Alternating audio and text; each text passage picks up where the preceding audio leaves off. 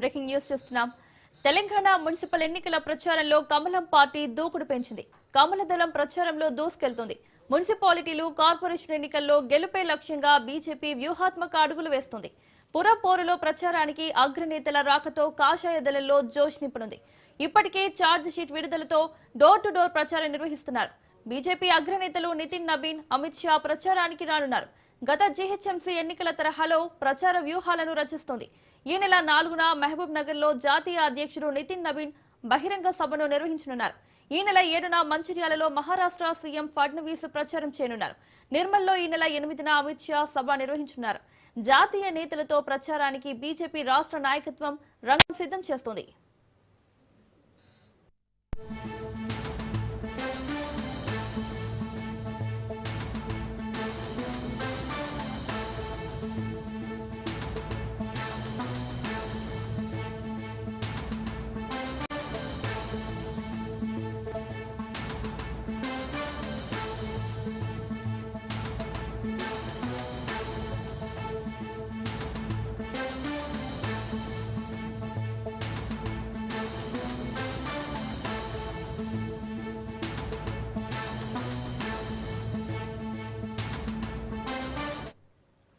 Telangana municipal ఎన్నికల ప్రచారంలో కమలం పార్టీ దూకుడు పెంచింది. కమల దళం ప్రచారంలో దూసుకెళ్తుంది.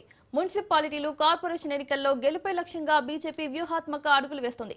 ఇక ఇదే అంశానికి సంబంధించి మరిన్ని అప్డేట్స్ మా ప్రతినిధి రాజు లైవ్ లో అందిస్తారు. రాజు, ఎన్నికలకు సంబంధించి తెలంగాణ బీజేపీ దూకుడు పెంచింది. ప్రచారంలో కూడా అదే దూకుడును కనపరచాలని చెప్పి పార్టీ రాష్ట్ర నాయకత్వం భావిస్తూ ఉంది. దీనికి తోడు ఇటు అధిష్టానం నుంచి కీలకమైనటువంటి నేతలు ఈ ప్రచారంలో పాల్గొనడానికి సిద్ధంగా ఉన్నారని చెప్పి ఇప్పటికే రాష్ట్ర నాయకత్వం ప్రకటించడం జరిగింది. ఒకవైపు ఈరోజు చూసుకున్నట్టయితే మనం ఈరోజు మున్సిపల్ ఎన్నికలకు సంబంధించి రాష్ట్రంలో జరుగుతున్నటువంటి పరిణామాలు, రాష్ట్రంలో గత 2 సంవత్సరాలుగా కాంగ్రెస్ పార్టీ అధికారంలోకి వచ్చి ఇచ్చినటువంటి హామీలు ఏవైతే ఉన్నాయో అవి అమలు తీరు సరిగా లేదు, అమలు చేయడం లేదని చెప్పేసి రాష్ట్ర కాంగ్రెస్ ప్రభుత్వంపై బీజేపీ ఛార్జ్ షీట్ విడుదల చేయడం జరిగింది. ఈరోజు ఈ ఛార్జ్ షీట్ విడుదల కార్యక్రమంలో మున్సిపల్ ఏదైతే ఎన్నికలకు సంబంధించి రాష్ట్ర ఇన్ఛార్జిగా వచ్చినటువంటి ఆశీష్ దీన్ని విడుదల చేయడం జరిగింది. అదేవిధంగా రాష్ట్ర అధ్యక్షుడిగా ఉన్నటువంటి రామచంద్రరావు, అదేవిధంగా ఎంపీ ఈటల రాజేందర్, ఇతర కీలక నాయకులు ఈరోజు ఈ ఛార్జ్ షీట్ కార్యక్రమంలో పాల్గొనడం జరిగింది.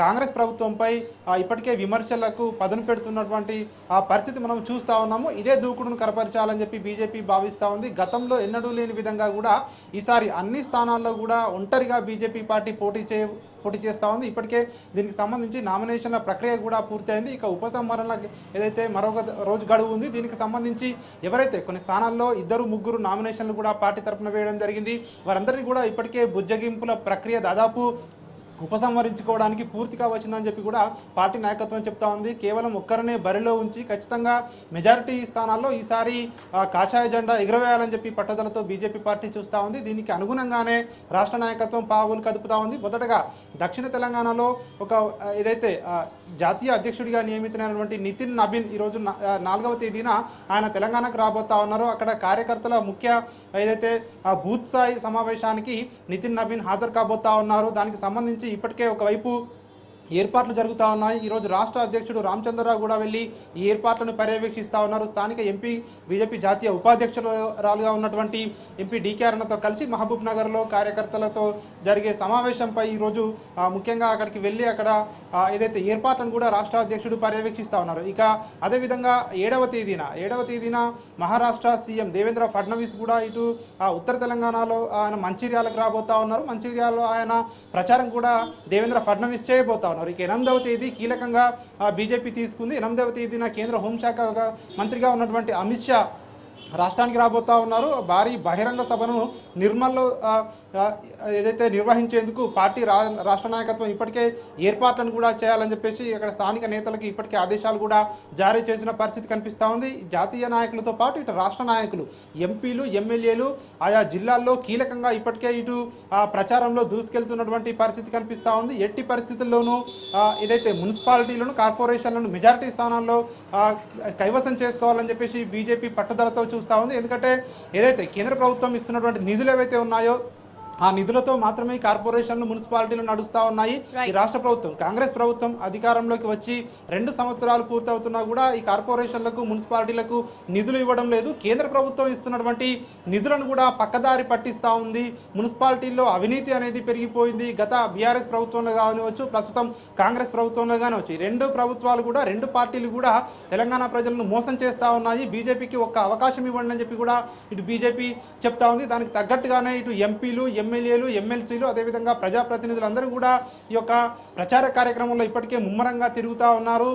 మరొక ఏదైతే అంటే రేపటి నుంచి కూడా ఈ యొక్క కార్యక్రమాలు కొనసాగుతాయని చెప్పేసి కూడా రాష్ట్ర నాయకత్వం చెప్తా ఉంది. ఈరోజు బీజేపీ రాష్ట్ర కార్యాలయంలో ప్రచార రథాలను కూడా రాష్ట్ర అధ్యక్షుడు రామచంద్రరావు ప్రారంభించడం జరిగింది. ఎల్ఈడి స్క్రీన్లతో ఉన్నటువంటి ప్రత్యేక ప్రచార రథాలను ఈరోజు ప్రారంభించడం జరిగింది. జిల్లాలలోకి వెళ్ళి అవి కేంద్ర ప్రభుత్వం ఇస్తున్నటువంటి పథకాలు, తెలంగాణ రాష్ట్రానికి గత 12 సంవత్సరాలుగా కూడా తెలంగాణ రాష్ట్రానికి ముఖ్యంగా మున్సిపాలిటీలకి కేంద్ర ప్రభుత్వం నుంచి ఎట్లాంటి నిధులు వస్తూ ఉన్నాయి అనే అంశాలను కూడా ప్రజలకు వివరించేందుకు బీజేపీ సిద్ధమైంది. ఒకవైపు ఇటు ఛార్జ్ షీట్తో పాటు గ్యారంటీ కార్డులు ఏవైతే బాకీ కార్డులు ఏవైతే ఉన్నాయో అంటే కాంగ్రెస్ ప్రభుత్వం ఎన్నికల్లో హామీలుగా ఇచ్చినటువంటి గ్యారంటీలు ఏవైతే ఉన్నాయో ఆ గ్యారంటీల ఏదైతే బాకీ కార్డులు, అదేవిధంగా ఈ ఛార్జ్ షీటు, కాంగ్రెస్ ప్రభుత్వం తెలంగాణ ప్రజలను ఏ విధంగా మోసం చేస్తూ ఉంది, హామీలు ఏ విధంగా అమలు చేయడం లేదు అన్నటువంటి అన్ని అంశాలను కూడా ప్రజల్లోకి తీసుకువెళ్లాలని చెప్పి బీజేపీ పార్టీ ఇప్పటికే నిర్ణయం తీసుకోవడం జరిగింది.